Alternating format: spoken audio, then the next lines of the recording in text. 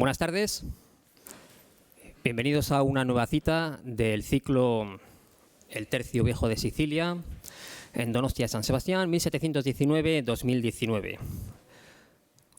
Una cita más, una nueva conferencia que organiza este regimiento en colaboración con la Asociación de Historiadores de Borchiriac Cinco Villas, con el doctor Carlos Rilova Jericó a la cabeza. Una efeméride que conmemoramos, que ha tenido una serie de eventos importantes que comenzaron con el preestreno de aquella película Cambio de Reinas.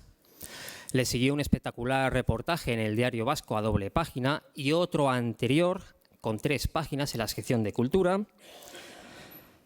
Más tarde, en el mes de abril, se inauguró este ciclo con un plantel de auténtico lujo, con un lugar que es todo un honor para cualquier componente del Regimiento Sicilia, el actual Museo San Telmo, antiguo cuartel de San Telmo. Allí tuvimos a representantes institucionales de los actores que en aquella fecha de hace 3 siglos intervinieron, en particular al duque de Alba, descendiente del entonces duque de Berwick. Más tarde, en marzo, el comandante Segura estuvo hablando sobre poliorcética y Ana Galdós nos hizo una conferencia sobre el rol de la mujer y sus diferentes papeles a lo largo del siglo XVIII. Todavía nos quedó tiempo para hacer un concierto solidario a favor de Cáritas Castrense el pasado sábado 1 de junio, con aquellos actores casi imposible de unir, pero que gracias al director de la unidad de música, la división San Marcial, el teniente Borrego, supo coordinar al Orfeón Donostiarra, a la Sociedad Cultural Coro Amecha y a Óscar Portugués, y durante 3 horas de concierto, con un lleno hasta arriba, arrancó aplausos, la gente puesta en pie, en fin, estará en YouTube dentro de poco. Y ya ayer Rafael Zafra nos ofreció una atípica conferencia sobre milicia y comida, un tema que generalmente no se suele tratar en las conferencias. Después hubo una degustación y todo el que estuvo por allí pues pudo salir cenado. Después de la conferencia habrá una ronda de preguntas. Estará a cargo del doctor Rilova. Es conveniente siempre ser agradecido con los patrocinadores de este ciclo, como son el Ayuntamiento de Hondarribia y Cucha, que ceden los libros que como regalo institucional se suelen entregar a los conferenciantes. Y también a los representantes o a los gerentes de la sala del Coldo Michelena, que nos dejan esas instalaciones para que podamos estar hoy con todos ustedes. Bien, hoy tenemos a Margarita Serna Vallejo, catedrática de Historia del Derecho. Esto me van a permitir leerlo. Cuando preparaba el currículum, más bien, cuando leía el currículum, la verdad que me han salido 3 hojas. He intentado resumirlo. Casi me da hasta vergüenza, porque para cualquier conferenciante que vaya a estar aquí, es que le deja esto por la altura de... Así por encima, es miembro de la Comisión de Investigación de la Universidad de Cantabria desde el año 2012, del Comité de Ética de Investigación de la Universidad de Cantabria desde el año 2014, ha sido miembro del Consejo de Redacción del Anuario de Historia del Derecho y en la actualidad forma parte de los consejos de redacción de Ius Fugit, Revista de Cultura Jurídica, y Iura Baskonia, Revista del Derecho Histórico y Autonómico de Baskonia. Ha realizado diferentes estancias e investigaciones en varios centros extranjeros, etcétera, etcétera, etcétera, etcétera. La relación de publicaciones y artículos son 5 hojas seguidas. Pero sí que habría que destacar que lleva muchos años trabajando en las peculiaridades del estatus jurídico, del derecho particular que siempre ha existido por estas tierras, con una larga trayectoria en el Instituto de Derecho Histórico de Baskonia y en la Fundación para el Estudio de Derecho Histórico y Autonómico de Baskonia. Todo esto viene a colación porque precisamente el tema que va a tratar hoy pues está imbricado en lo que es en el derecho del siglo XVIII, un tema generalmente desconocido para todos nosotros. Y como uno de esos palos tan diferentes que estamos tratando para intentar llenar ese vacío de esta efeméride tan desconocida para todos, aquel 1719, en ese contexto de aquella guerra, de aquella cuádruple alianza, La doctora Serna, la dejo con todos ustedes. Posteriormente, en el turno de palabra, se podrá hablar a través de un micrófono que nos lo ofrecerán. Muchas gracias. Bien, buenas tardes a todos. En primer lugar, y como es obligado siempre en este tipo de actos, pues me gustaría empezar mi intervención dando las gracias de manera muy especial a Carlos Rilova y a Miguel Ángel Domínguez por la invitación que me hicieron llegar ya hace algunos meses para estar aquí esta tarde con ustedes. Y naturalmente también les tengo que dar a ustedes las gracias porque con la tarde tan estupenda que ha quedado, pues que hayan decidido acudir a esta sala para escuchar pues una parte de lo que viene siendo mi investigación desde hace algunos años. Y sin perjuicio de darles las gracias a todos, me van a permitir que les dé las gracias de manera muy especial a dos muy buenas amigas que han venido para acompañarme esta tarde aquí. Dos personas a las que quiero mucho, creo que el cariño que nos tenemos es recíproco y me ha alegrado mucho de verlas aquí. Entonces, bueno, pues muchas gracias a Lola Valverde y a Elena Leñena por acompañar. Bien, dicho esto, y voy a explicarles en un minuto cuál es mi vinculación al tema, porque dirán, bueno, alguien que viene de la Universidad de Cantabria, ¿qué sabrán estos cántabros, estos vecinos nuestros, qué sabrán de las pesquerías de guipuzcoanos y vizcaínos en Terranova? Bueno, pues el origen de mi interés por este tema viene ya de hace varios años. Yo creo que fue en el año 2001 2002 aproximadamente. El tristemente fallecido Enrique Kenner me invitó a Aramayo para dar una charla sobre las cofradías de pescadores de la cornisa cantábrica, que era entonces mi tema de investigación.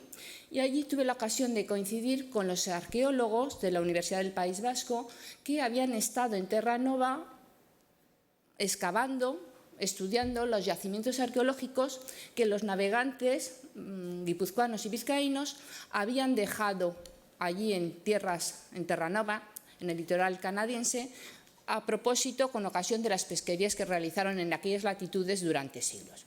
Bien, yo les confieso que no había oído hablar de la importancia de Terranova ni de que los navegantes vascos habían estado por aquellas tierras y la verdad es que la conversación con este grupo me abrió un campo completamente desconocido para mí.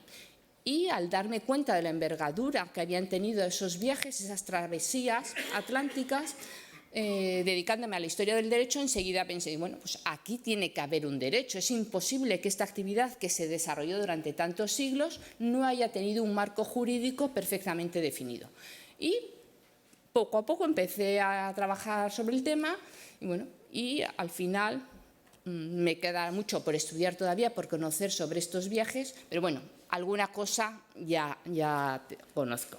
Y esta es la razón por la que Carlos y Miguel Ángel, bueno, pues pensaron que yo podía aportar, darles esta charla y participar en el ciclo de conferencias que estaban organizando. Entonces, si se han fijado en el título de mi intervención es del Tratado de Utrecht a la guerra de 1719, dos puntos, malos tiempos para las pesquerías vascas en Terranova. Entonces, mi objetivo es explicarles por qué eran malos tiempos para estas pesquerías en Terranova, por qué la primera mitad del siglo XVIII fue malo para las pesquerías vascas en Terranova, por qué fue especialmente malo el periodo entre 1713 y 1718 y al mismo tiempo explicarles de dónde veníamos, porque si decimos que en ese periodo fue malo para las pesquerías vascas, cabe deducir que veníamos de una época de esplendor. Bueno, pues situarles en esas coordenadas. Y al mismo tiempo explicarles por qué la guerra de la Cuádruple Alianza resultó negativa para las pesquerías en Terranova. Fue una guerra, no era la primera guerra que afectaba a las pesquerías en Terranova. Entonces, esta guerra, este conflicto bélico, fue más grave que los anteriores desde la perspectiva de los navegantes vascos. Hubo algo más, hubo algo distinto en esta guerra, en este contexto, que no se había dado en las situaciones bélicas anteriores y que perjudicó de manera especial las navegaciones a Terranova.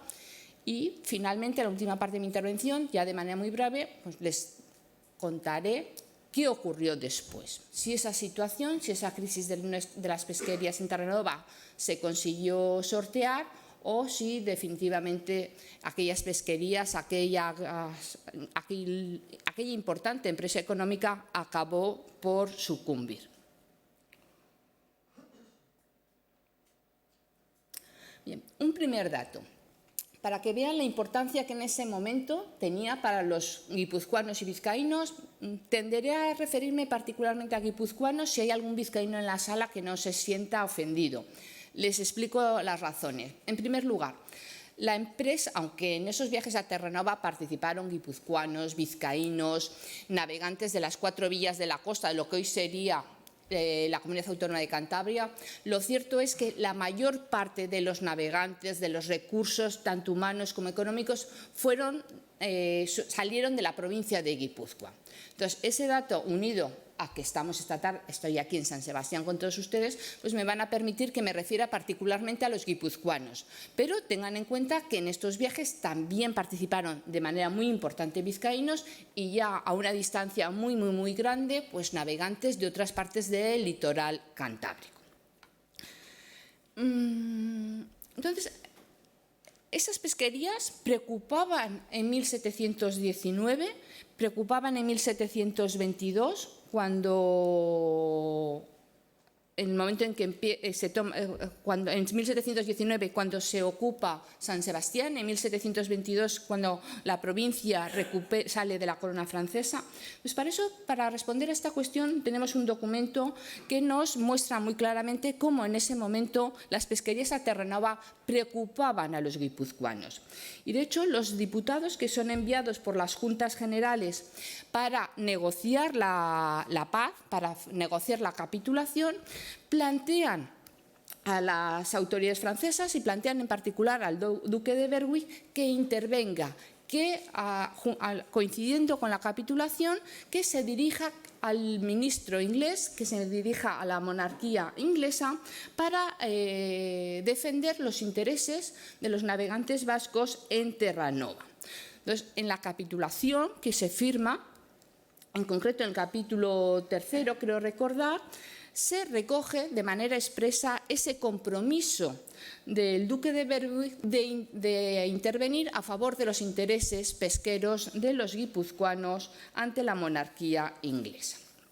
Entonces, por tanto, si en la misma capitulación se está tratando el tema de Terranova, creo que es un dato importante que nos muestra la importancia que en ese momento tenían estas navegaciones. ¿De dónde veníamos? ¿Cuáles son los antecedentes? ¿Qué había ocurrido en los siglos anteriores que nos permita ver cómo en 1719, 1720, 1721, 1722 podemos decir que era una mala época para las pesquerías en Terranova? Bien. Los testimonios más antiguos, o al menos el más antiguo que yo he podido manejar, puede ocurrir que hay otros testimonios más antiguos de algunos años anteriores, no muchos más antiguos, pero podríamos encontrarnos con documentos de unos cuantos años antes que nos acreditaran la presencia de los guipuzcoanos en Terranova. Pero bueno, el documento más antiguo que yo he podido manejar es de 1530. En 1530 los navegantes de esta parte del litoral cantábrico ya estaban en Terranova, ya estaban, por tanto, en contacto con lo que será la pesca del bacalao y con la caza de la ballena. Entonces, desde 1530 hasta 1580 podemos decir que es la época de esplendor de las pesquerías castellanas y en particular de las pesquerías guipuzcoanas y vizcaínas en Terranova. Es 1530-1580, son 50 años, pero fueron 50 años de auténtico esplendor. Los recursos económicos que se invirtieron en esta actividad fueron enormes, económicos y también recursos humanos. Pero es que los retornos económicos, los beneficios económicos que llegaron a la provincia gracias a estos viajes a Terranova fueron también importantísimos. Ha habido algún autor que ha comparado, y hay estudios con números, han comparado la llamada carrera de Terranova con la carrera de Indias.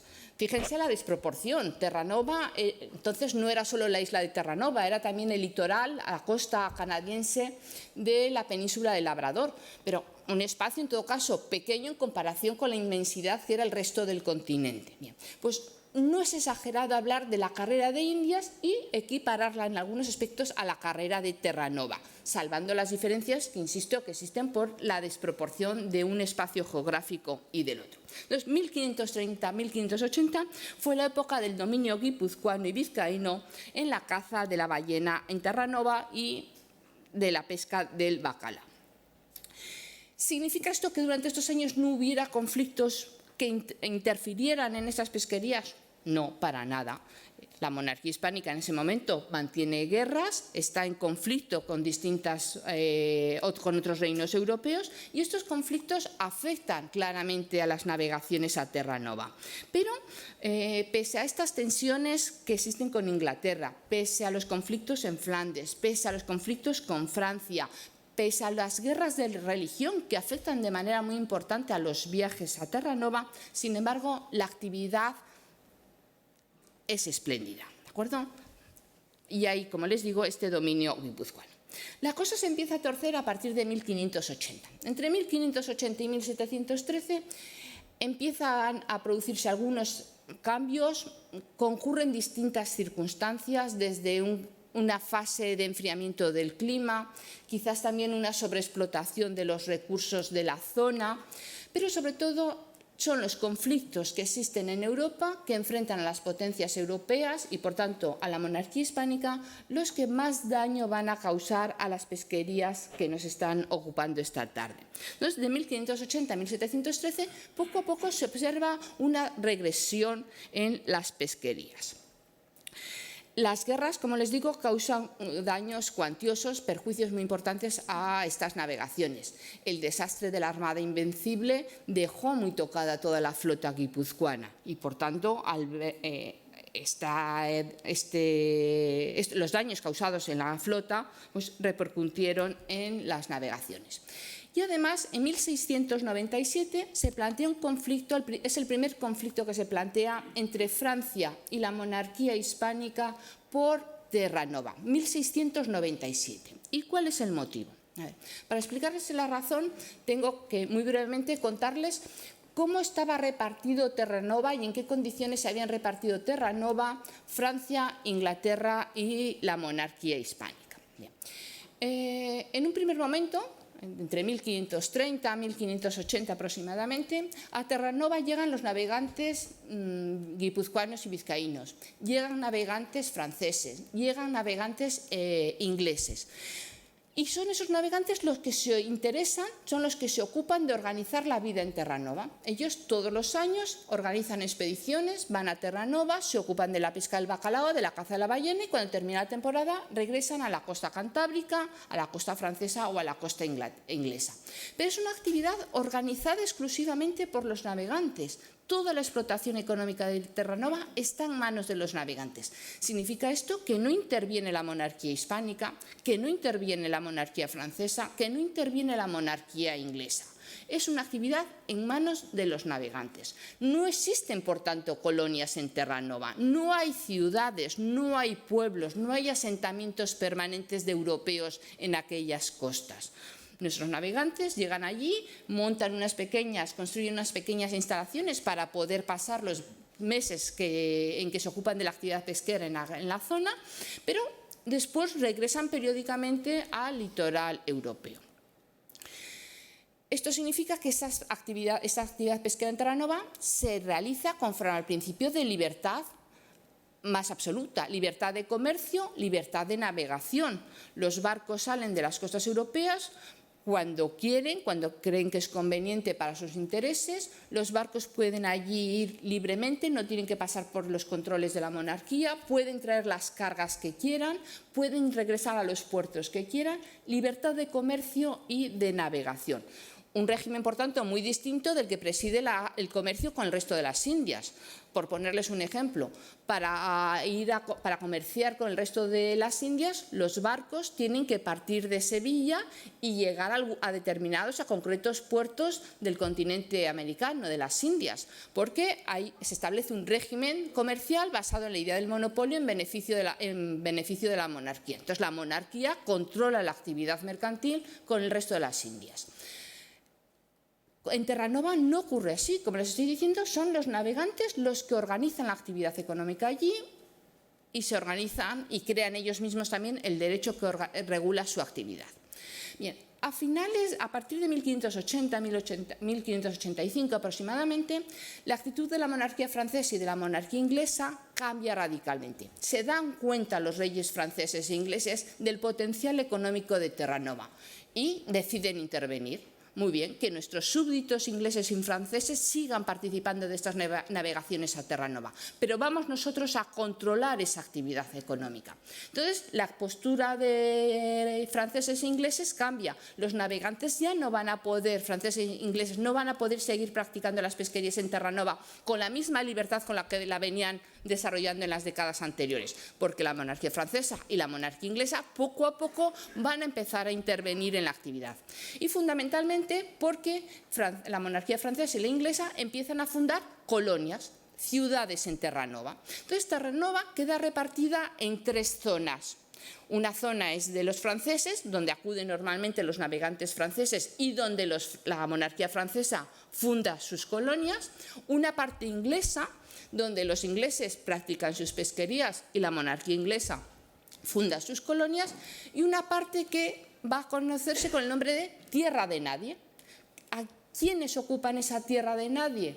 Los navegantes guipuzcoanos y vizcaínos, los súbditos de la monarquía hispánica, que acuden a esa parte, a esas aguas del litoral canadiense a practicar las pesquerías, pero sin que la monarquía hispánica cambie de postura en relación a esta actividad económica. De manera que la monarquía hispánica se desentiende por completo de Terranova, no funda colonias en Terranova y esto va a tener una consecuencia muy grave, que el momento en que Francia e Inglaterra empiezan a disputar a los castellanos, empiezan a disputar a los guipuzcoanos y a los vizcaínos el control, la explotación económica de Terranova, nuestros navegantes no van a tener el respaldo real de la monarquía, porque la monarquía hispánica se ha desentendido de esta actividad. Entonces, a nuestros navegantes les beneficia mucho que la monarquía les deje hacer, porque ellos así organizan estos viajes como mejor creen, como más les interesa, pero claro, cuando vienen la crisis, cuando vienen los problemas, no tienen el respaldo que en cambio franceses e ingleses van a tener de sus respectivas monarquías. Entonces, como les decía, en 1697 Francia intenta ocupar el espacio que hasta entonces había estado siendo utilizado por los guipuzcoanos y vizcaínos en la explotación de Terranova. Y se plantea un conflicto grave. Ese conflicto finalmente se resuelve, pero constituye un primer momento de crisis realmente grave de las pesquerías. 1713 va a ser ya el momento definitivo de inflexión. Ya no hablamos a partir de 1713 de regresión de las pesquerías en Terranova, desde la perspectiva guipuzcoana y vizcaína, sino que en 1713 ya podemos hablar de crisis definitiva, y todo de la mano de los tratados de Utrecht. Ustedes asociarán, muchos de ustedes, Utrecht con Gibraltar, quizás también con Menorca, porque fueron territorios que han quedado en nuestra memoria asociados a Utrecht. Pero Utrecht, la firma de los tratados de Utrecht, y fíjense que hablo de tratados de Utrecht, muchas veces tendemos a hablar del tratado de Utrecht como si hubiera sido uno, pero en realidad hubo varios tratados de Utrecht, porque las distintas naciones europeas que se vieron involucradas en este conflicto firmaron unas con otras varios tratados. Entonces, creo que es más correcto hablar de tratados de Utrecht en plural. Bien, pues la firma de estos tratados de Utrecht para nosotros resultó un desastre, porque a partir de ese momento, el control de Terranova y, por tanto, el control de las pesquerías, el control de la actividad económica que se realiza en Terranova, va a quedar en poder inglés, va a corresponder a la monarquía. Y los grandes perjudicados van a ser la monarquía francesa y los súbditos del rey de Francia, la monarquía hispánica y los navegantes de la provincia de Guipúzcoa y del señorío de Vizcaya. Y fue un desastre el Tratado de Utrecht, y ello a pesar que desde esta tierra tanto desde la provincia de Guipúzcoa, como desde el señorío de Vizcaya, como el consulado de San Sebastián, como el consulado de Bilbao, se movilizaron para intentar evitar el desastre que veían venir si los tratados de Utrecht tenían un contenido u otro. Desde el primer momento en que se empieza a negociar la firma de los tratados, el tema de Terranova está encima de la mesa. Normal, si tenemos en cuenta que había 3 naciones con intereses que se disputaban el control de Terranova. Nosotros la parte más débil, pero después están Francia e Inglaterra directamente afectadas por la situación. Bien, como les decía, Inglaterra va a ser la vencedora. Desde el punto de vista de Terranova va a ser la vencedora. Francia, bueno, pues Francia perdió sus dominios. Francia pierde esas colonias, el control del territorio que había ido consolidando en las décadas anteriores en Terranova, pero Francia consiguió mantener sus derechos de pesca en Terranova. Pierden el territorio, pero mantienen los derechos de pesca. Por tanto, los navegantes franceses pueden seguir yendo cada año a continuar la actividad económica en la costa canadiense. La redacción del capítulo, del artículo del Tratado entre Francia e Inglaterra que se refiere a la pesca en Terranova es muy claro. Y eso ayudó a Francia porque al ser la redacción tan precisa se evitó cualquier interpretación por parte de Inglaterra que no se ajustara a la literalidad de la redacción del capítulo, del artículo.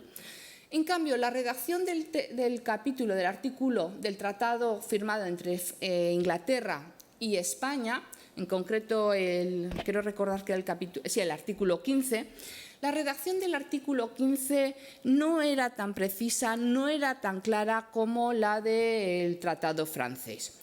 Es más, si nosotros comparamos, la redacción que tenía este artículo, bueno, que entonces en un primer momento era el artículo 20, pero bueno, si nosotros comparamos la redacción inicial en el proyecto del artículo referido a Terranova y lo comparamos con el texto final, el que aparece recogido en el capítulo, hay algunas diferencias.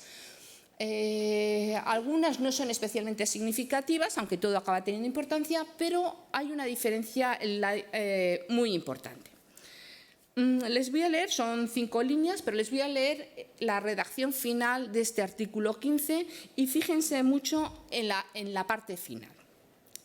Dice, y porque por parte de España se insistía sobre que a los vizcaínos y otros súbditos de su Majestad Católica les pertenecen ciertos derechos de pesca en la isla de Terranova, consiente y conviene su Majestad Británica que a los vizcaínos y otros pueblos de España se les conserven ilesos todos los privilegios, y aquí viene lo importante, que puedan con derecho reclamar.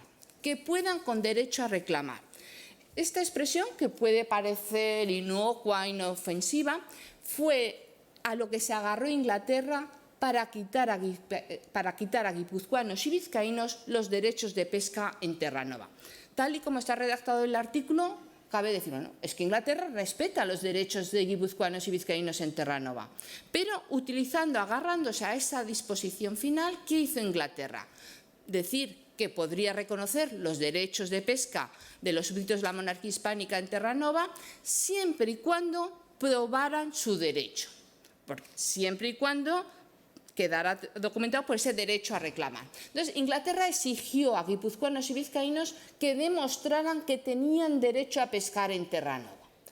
Dirán ustedes, bueno, pues qué cosa más sencilla, si llevaban allí desde 1530, malo va a ser que no puedan probar los derechos de pesca, si lo sabía todo el mundo.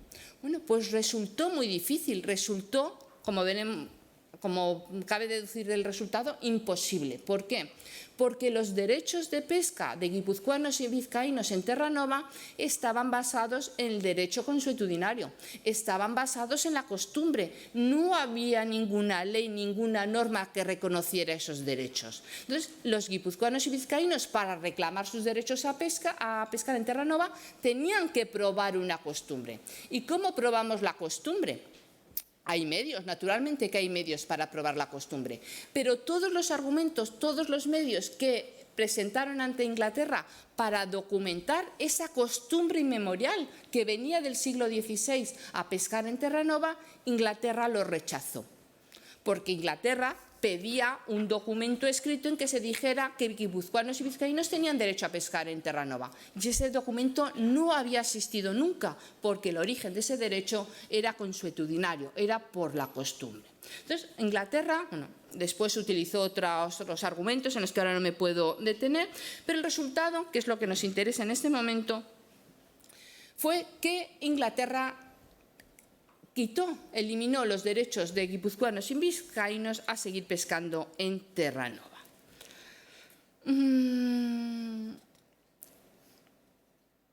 La actitud inglesa, como pueden imaginar, no gustó nada, ni en el señorío de Vizcaya, ni en la provincia de Guipúzcoa. Disgustó mucho en el seno del consulado de Bilbao, disgustó mucho en el seno del consulado de San Sebastián. Se movilizó la provincia, se movilizó el señorío de Vizcaya ante la monarquía, mandando personas a la corte para que defendieran, para presionar ante el rey, para que éste a su vez presionara ante las autoridades inglesas para que se restableciera la situación anterior, pero todos los intentos quedaron en vano.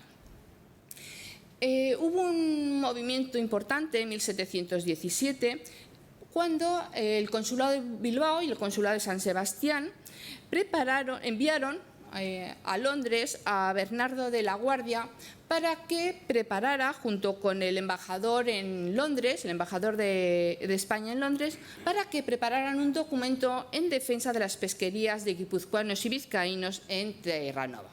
El documento se elaboró, está publicado, es una delicia de documento, de informe, pero el informe no sirvió de nada porque Inglaterra siguió afirmando que solamente reconocería los derechos guipuzcoanos y vizcaínos si España probaba documentalmente y fehacientemente esos derechos de pesca.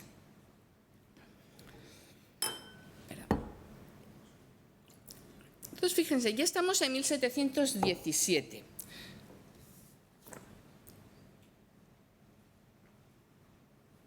Recuerden que la cuádruple alianza se constituye, se forma entre 1717 y 1718.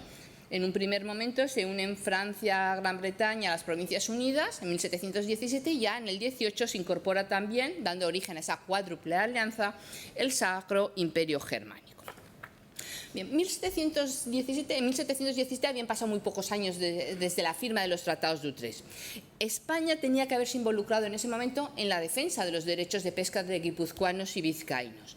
Pero en ese momento Felipe V va a tener otras prioridades. Y sobre todo Felipe V parece que en ese momento no estaba muy dispuesto a enfrentarse todavía a la monarquía inglesa.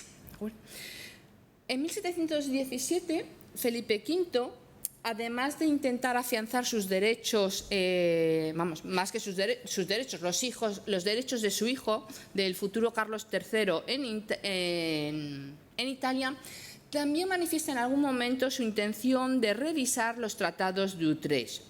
Por lo que podemos pensar que en ese contexto era el momento apropiado. Bueno, tenemos el informe elaborado por la Guardia a instancia del Consulado de Bilbao y San Sebastián. Felipe V tiene en mente que se revisen los tratados de Utrecht en lo que afecta a España. Bueno, pues ya ha sido el momento de dar la batalla de verdad por recuperar los derechos de pesca.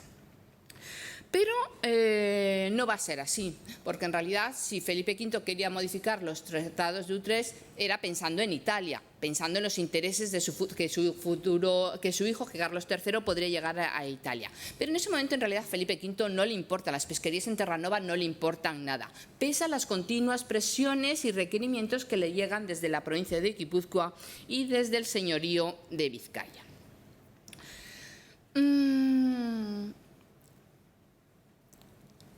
Y por otra parte, Felipe V enseguida dio mucha más importancia a intentar recuperar Gibraltar y Menorca que, como les digo, a recuperar los derechos de pesca. Es más, hay algún autor que recientemente en algunas publicaciones ha llamado la atención sobre el hecho de que entre 1715 y 1716 Felipe V se mostró mucho más preocupado por complacer al rey Jorge I y al Papa, por otros asuntos, que en enfrentarse a la monarquía inglesa por Terranova.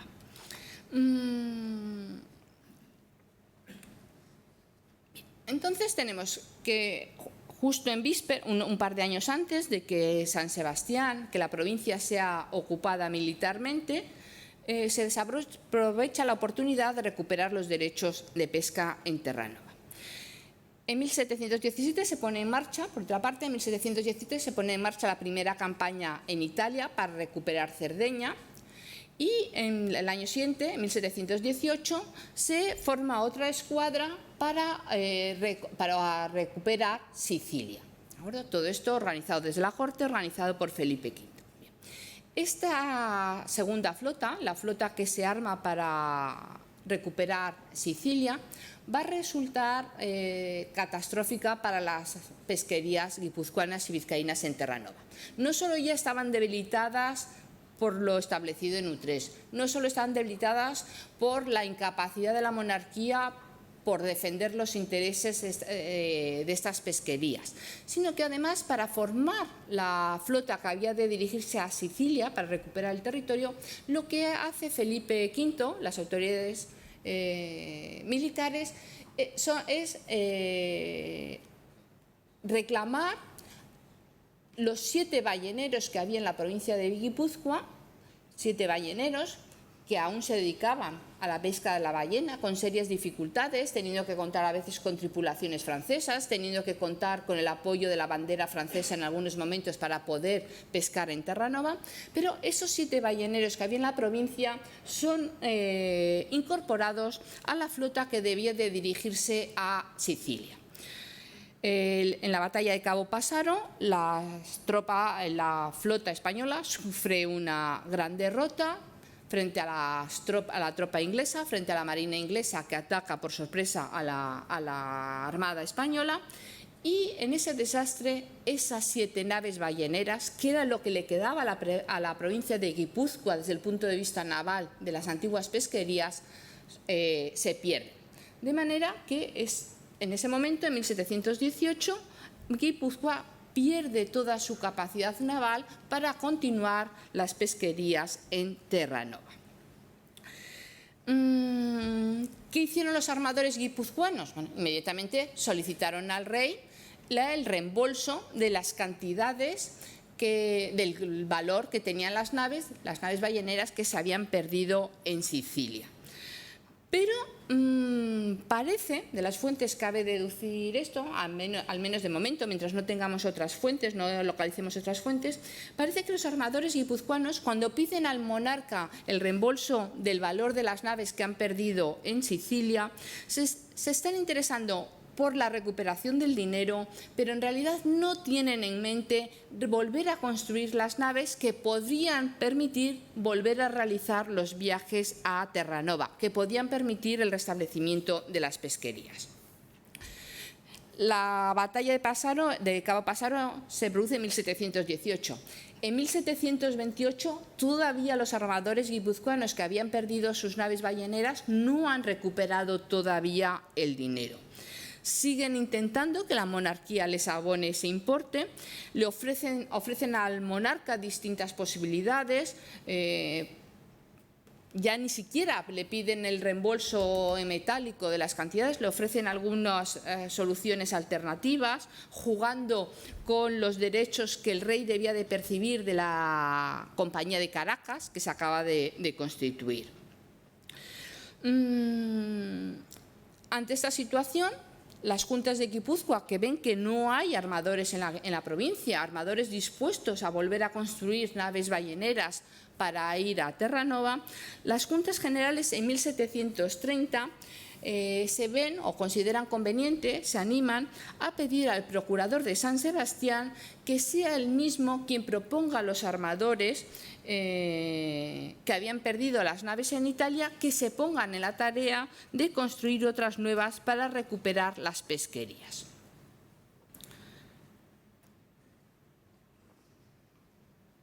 Este objetivo no se logra, ¿de acuerdo? Los armadores guipuzcoanos tienen ya otros intereses, unos miran hacia Europa, otros están muy interesados por toda la negociación derivada de la fundación, de la constitución de la Compañía de Caracas. Ya el tema de la posibilidad de recuperar las pesquerías para los armadores guipuzcoanos ha pasado, ya no es el momento. Entonces, esto provoca definitivamente que no se recupere ya los viajes transatlánticos hasta la costa canadiense. Aún así, las juntas de Guipúzcoa, el Consulado de Bilbao, el Consulado de San Sebastián van a seguir poniendo sobre la mesa cada vez que España firma un tratado comercial, cada vez que España firma un tratado de paz, siguen insistiendo en la necesidad de que Inglaterra recupere los derechos, devuelva los derechos de pesca a los guipuzcoanos y vizcaínos. Entonces, es curioso, ¿no? Por una parte hay unas instituciones, unos colectivos, una parte de la sociedad que está interesada, que sigue creyendo en las pesquerías, pero hay otra parte, los armadores, que no muestran ese interés. Entonces, en 1720 se firma el Tratado de La Haya, que digamos que entierra definitivamente la posibilidad de que Inglaterra pueda devolver los derechos de pesca, porque en ese tratado de 1720 Felipe V termina por aceptar que se mantengan las cosas tal y como se firmaron en 1713. La idea no desaparece de la mentalidad de los guipuzcoanos, de los vizcaínos, no desaparece de las reuniones de las juntas de la provincia, en cuyas actas seguimos encontrando de manera recurrente referencias a la Terra Nova, y esto explica que, como les decía al principio, cuando se firma la capitulación con el duque de Berwick, los representantes, los procuradores de las juntas vuelvan a poner encima de la mesa la cuestión de las pesquerías de Terra Nova.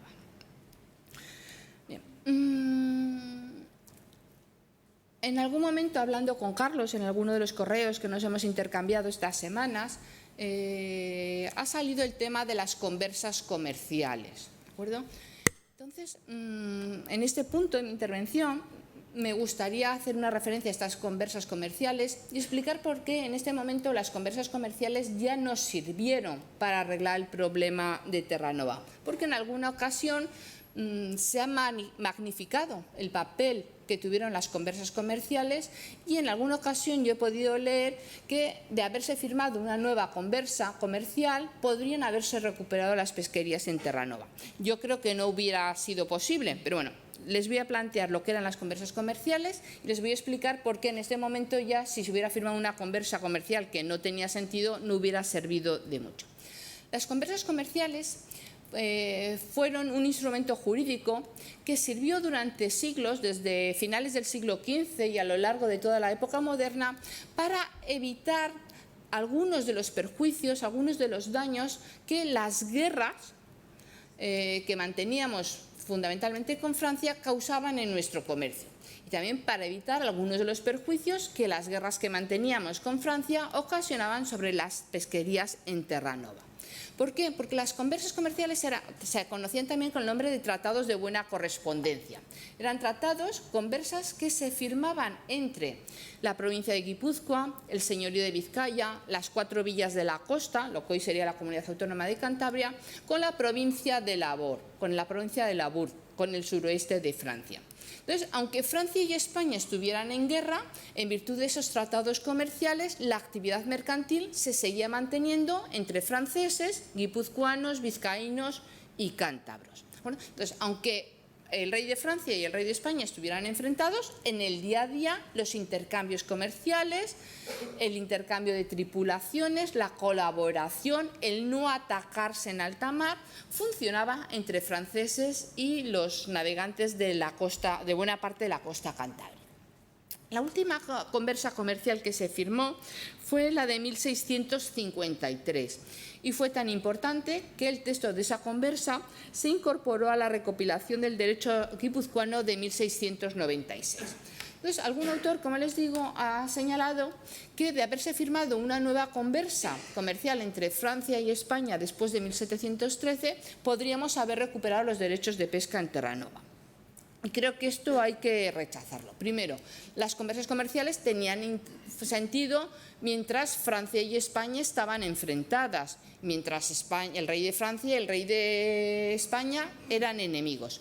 Una vez que la misma dinastía ocupa los dos tronos, las conversas pierden buena parte de su sentido. Y además, aunque se hubiera firmado una nueva conversa, la conversa era, insisto, entre Francia y los navegantes, entre los navegantes franceses y los de la costa cantábrica. No afectaban las conversas o tratados de buena correspondencia a las relaciones con Inglaterra. Y el problema que tenían los navegantes guipuzcoanos y vizcaínos era con Inglaterra, porque era Inglaterra la que no reconocía los derechos de pesca, de modo que la firma de una conversa más hubiera sido positivo a otros efectos, para mantener el comercio entre Francia y España, pero no para recuperar las pesquerías en Terranova. Por tanto, la guerra que deriva de la cuádruple alianza, la ocupación de la provincia, la guerra de España con Francia, Inglaterra, los Países Bajos y el Sacro Imperio Germánico, supuso un punto y final para las pesquerías vascas. Bueno, en Terranova, yo creo que la crisis, el final de las pesquerías vascas en Terranova se había puesto ya en 1713 con el Tratado de Utrecht.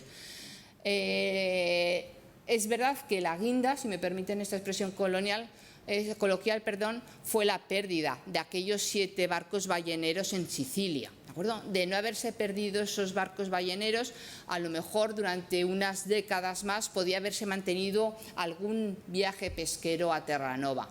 Pero Inglaterra no estaba dispuesta a devolver los derechos de pesca a los súbditos de la monarquía hispánica, y por tanto yo creo que ya el final de las pesquerías en Terranova estaba sellada desde 1713. Es digno de alabar, merece respeto, emociona incluso el interés de la provincia, el interés del señorío, de los dos consulados por recuperar aquellas pesquerías. Pero una vez que la propia monarquía no luchó lo suficiente, al menos desde mi punto de vista, por recuperarlas, la verdad es que esos movimientos que surgieron desde esta parte del Estado no podían prosperar, estaban en franca debilidad frente a lo que suponía Inglaterra. Entonces, bueno, pues yo creo que en este sentido la guerra, la ocupación de la provincia de Guipúzcoa, supusieron alargar un poquito más la agonía de las pesquerías en Terranova, pero estaban ya heridas definitivamente de muerte desde 1713. Con esto termino y bueno, espero que les haya interesado y bueno, quedo abierta a sus intervenciones y bueno.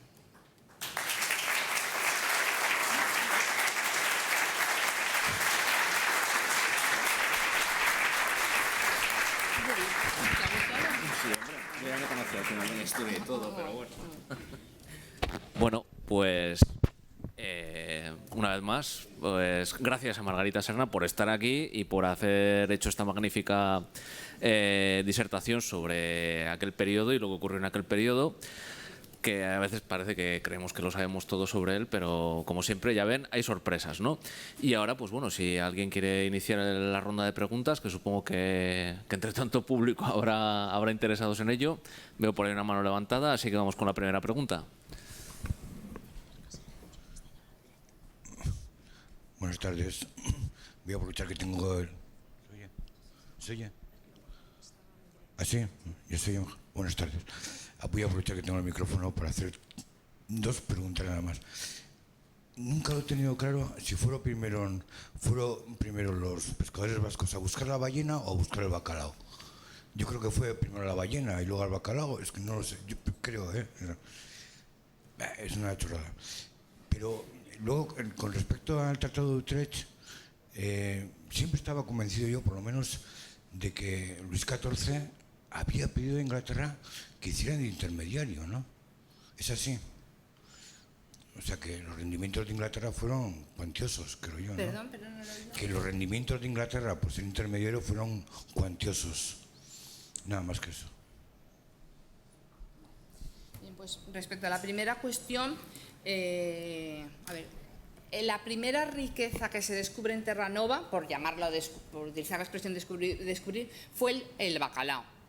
El bacalao. De hecho, si nosotros miramos mapas antiguos, los primeros mapas que se levantaron de Terranova, sobre Terranova, el nombre que se da a Terranova a veces es el de Tierra de los Bacalaos. A veces vemos el nombre de Tierra de los Corte Real por unos navegantes portugueses que llegaron allí los primeros. Entonces, y si no, en otros mapas, insisto, pone Tierra de los Bacalaos. Nunca se la llamó la Tierra de las Ballenas, sino Tierra de los Bacalaos. Entonces, la primera riqueza que se identifica allí es el bacalao. ¿Qué ocurre? Que los navegantes del Cantábrico, y en particular guipuzcoanos y vizcaínos, ya conocían la técnica de la explotación ballenera. Entonces, una vez que llegan allí y lo que encuentran son ballenas, ellos se especializan sobre todo en la caza de la ballena, sin olvidarse del bacalao. Pero ellos, en lo que son hábiles y lo que exige además una especialidad, es la caza de la ballena.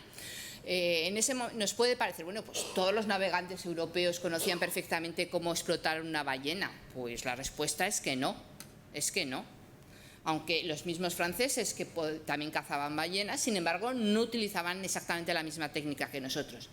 Y fíjense, cuando en el siglo XVII, cuando las pesquerías en Terranova entran en crisis, coincide que los navegantes europeos, incluidos los guipuzcoanos y vizcaínos, empiezan a pescar en la zona de Groenlandia, de Spitsbergen, o sea, en latitudes muy septentrionales. Y cuando los holandeses quieren incorporarse a la caza de la ballena en estas latitudes, ¿qué hacen? Vienen a la provincia de Guipúzcoa a buscar navegantes guipuzcoanos para que les enseñen a explotar las ballenas, a cazar la ballena. Entonces, lo primero es el bacalao, pero enseguida los navegantes guipuzcoanos se especializan en la caza de la ballena, porque es lo que conocen y aparte porque es la actividad económica que más rendimientos económicos conlleva. El bacalao, claro que rinde frutos económicos, pero la riqueza que proporcionan las ballenas es mucho mayor. Entonces,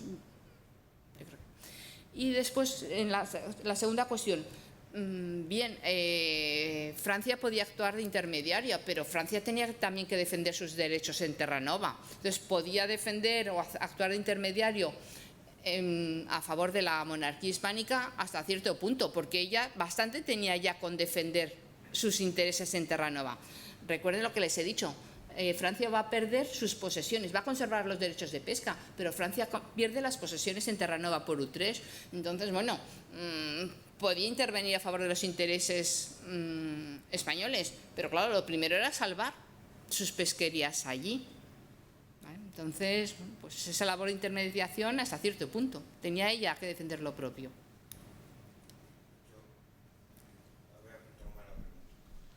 Habría planteado mala pregunta. Yo entendía que el Tratado de Utrecht se lleva a cabo las malas relaciones que tiene Luis XIV con Felipe V, etcétera, etcétera, sí.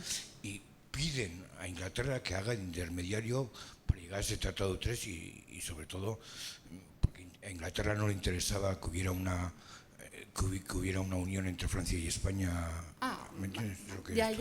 A ver, el Tratado de Utrecht, igual que el Tratado de Raza, se firman para poner fin a la guerra de sucesión al trono español. O sea que esta guerra de sucesión al trono español tiene dos vertientes. Una vertiente interna, una guerra civil, hubo una guerra civil reduciendo, porque tampoco es exactamente así, pero bueno, entre la corona de Castilla y la corona de Aragón, pero después tiene una vertiente internacional y a nivel internacional se forman dos bloques. En un bloque están Francia y España principalmente y enfrente están otras naciones europeas, por ejemplo Inglaterra y Portugal. Entonces Francia y España forman parte de un bloque y enfrente están los otros. Entonces ahí está el enfrentamiento. Entonces no sé si ahora... Bueno, si está satisfecha la pregunta, hago un pequeño apunte. El tema del bacalao, que obviamente por cuestiones de tiempo no nos podemos extender mucho sobre él, Antonia Duriz en su momento, creo recordar en el año 2003, sacó un volumen muy bonito. Por cierto, no sé si se habrán fijado en la entrada que hay un señor con un cuchillo y un plato en la cabeza, Santos Bergaña, que es un diseñador de aquí de Donosti, participó en ese proyecto y fue un proyecto de tipo histórico-artístico, ¿no? Por un lado estaba Santos Bergaña encargado del tema de lo que es el diseño de ese libro. El libro se titula Bacallo A. y el objetivo del mismo, que fue financiado pues con las ganancias, digamos, como chef de Andoni Aduriz, ¿no? Que es de agradecer que, bueno, que se preocupase por difundir este tipo de cosas, ¿no? El objetivo de Bacalloa, que es encontrable fácilmente en las bibliotecas del País Vasco y de fuera del País Vasco, era mostrar precisamente la importancia que tenía en la alimentación no solamente de la población del País Vasco, sino de toda la corona, el bacalao. Aparece citado como abadejo, por ejemplo, en las obras de Cervantes. Era una comida barata, era, vamos, un chollo. Por eso es tan importante lo que ha señalado la profesora Serna con respecto a ir allí. Es un pequeño territorio, pero que se le da una importancia casi análoga a la de América. Porque, claro, sin alimento para la mayor parte de la población, pues no había nada que hacer, ¿no? No había manera de ir a las guerras, ni de ir a América, ni de sacar la plata, ni nada de esto. Entonces, pues bueno, aprovecho para recomendar el libro de Aduriz, el Bacalloa, para que seamos conscientes precisamente de la importancia que tenía todo esto, ¿no? Que luego queda el recogido en la fría letra de los tratados de Utrecht y, bueno, pues parece que es una cosa contingente, cuando realmente es una cosa pues de bastante peso. Solo ese pequeño apunte. ¿Más preguntas? Ahí al fondo hay una.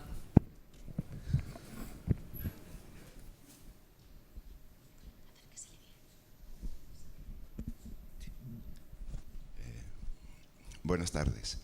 Mire, según tengo entendido, los franceses consiguieron el derecho a seguir pescando, aunque no consiguieron derechos sobre la tierra.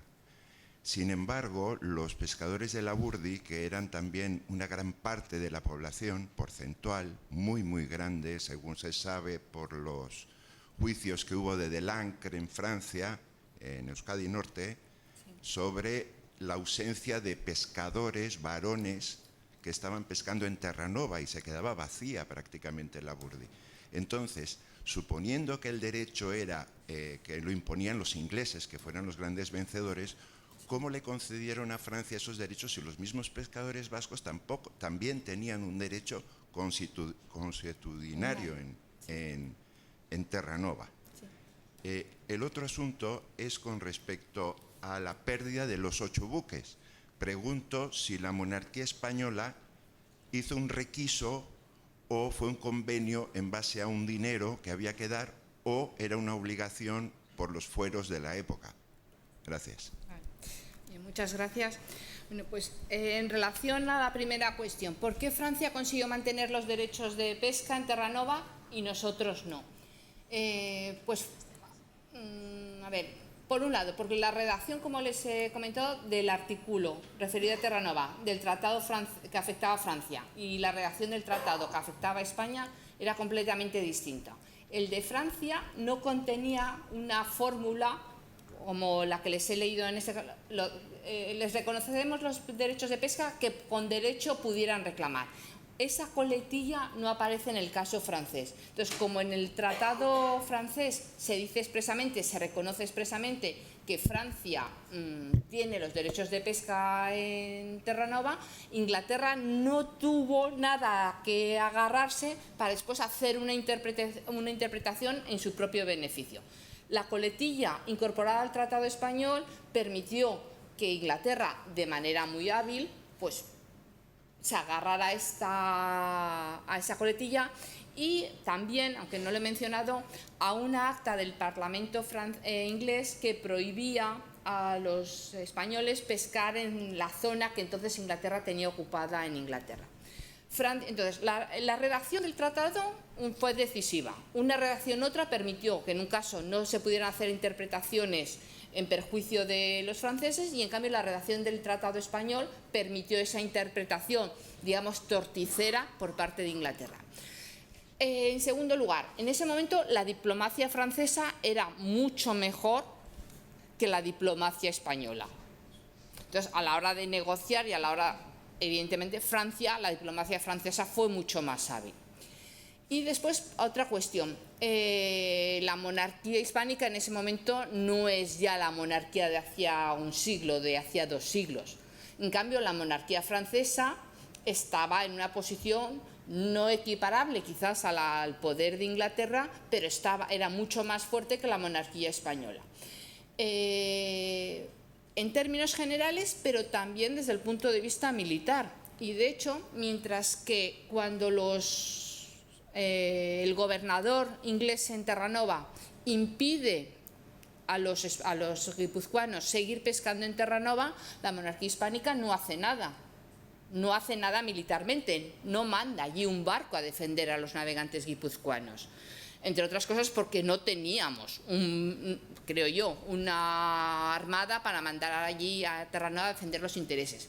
En cambio, cuando el mismo gobernador en Terranova impide a los navegantes franceses, intenta impedirles a los pescadores franceses la continuidad, porque él lo intenta, de la pesca en Terranova, ¿qué hace Francia? Manda una armada, manda unos barcos, bueno, armada igual no estoy siendo muy precisa, pero manda por lo menos un buque para proteger, para defender a los franceses.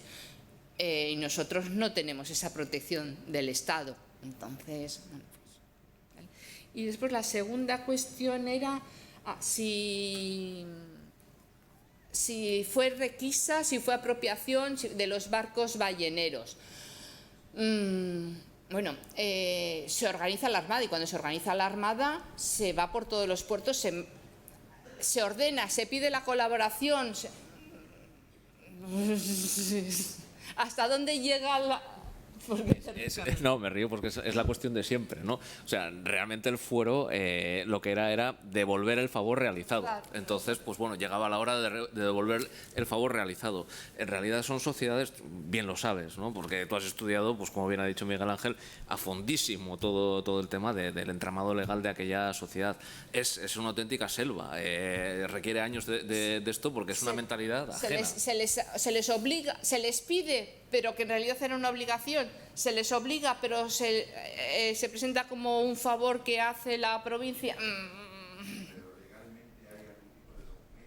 Sí, además es que... Hombre, que se explicite así, yo ahora mismo le diría que no, pero tendría que revisar, hablo de memoria. Pero bueno, pero sí que se hacen unas ordenanzas, por ejemplo, en ese momento coincide que se redactan unas ordenanzas para organizar la formación de la Armada. ¿Vale? Se da por hecho, es decir, son los acuerdos que están establecidos en base al ordenamiento foral y se da por hecho que sí, que hay buena fe, vamos a decir, ¿no?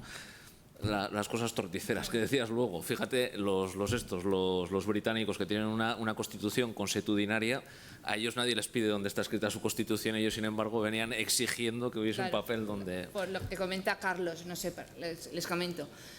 Nosotros asociamos la Constitución a un texto escrito. La Constitución del 78 está escrita, la Constitución, todas nuestras constituciones están fijadas por escrito. La Constitución francesa está fijada por escrito. La Constitución americana, que pertenece al mundo anglosajón, está redactada por escrito.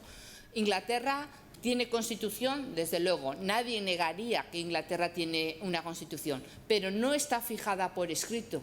Es una constitución consuetudinaria, es la costumbre. Entonces esa paradoja está muy bien. Piden a los demás lo que no tienen ellos. Es así, esa mentalidad que viene del antiguo régimen funciona de esa manera. En fin, bueno, ¿más preguntas? Sí. Otra. Por favor, ¿quién negociaba las conversas si los países estaban en guerra? Diputados, por ejemplo, en el caso de nuestros vecinos franceses, mandaban ellos unos diputados. La provincia de Guipúzcoa tenía sus representantes, el señorío de Vizcaya, las 4 villas de la costa. Entonces era administraciones intermedias, ¿no? Eran procuradores que mandaba la provincia de Guipúzcoa, el señorío de Vizcaya, las 4 villas de la costa y la parte francesa. Pero después se firmaban, se ratificaban y se reconocían por los estados. A eso me refería, Sí, o sea, con tenían un reconocimiento por formal. parte de las dos Sí, coronas. Sí. Vale, gracias. Sí. Entonces, los reyes se declaraban la guerra y formalmente prohibían el comercio, porque en cuanto se declaraba la guerra se suponía que debían de interrumpirse los intercambios comerciales, pero después, no voy a decir que por debajo, porque no se hacía escondidas, se firmaban esas conversas comerciales que enervaban, ¿no?, algunos de los indeseados efectos de la guerra y permitían la continuidad del comercio. ¿Más preguntas? ¿No hay más preguntas? Pues bueno, veo que la curiosidad ha quedado saciada gracias a los buenos oficios de la profesora Serna Vallejo, que hay que agradecerle una vez más que esté aquí. Y ahora será la entrega del regalo institucional, sobre 2 libros, sobre los 2 únicos libros creo que se han publicado en territorio guipuzcoano sobre el tema de la guerra de 1719. Y bueno, pues ahí quedan.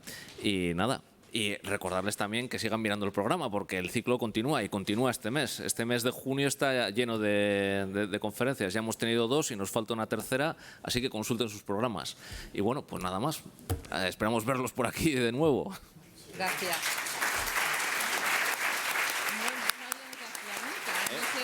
Pues eso es señal de que se ha quedado todo el mundo.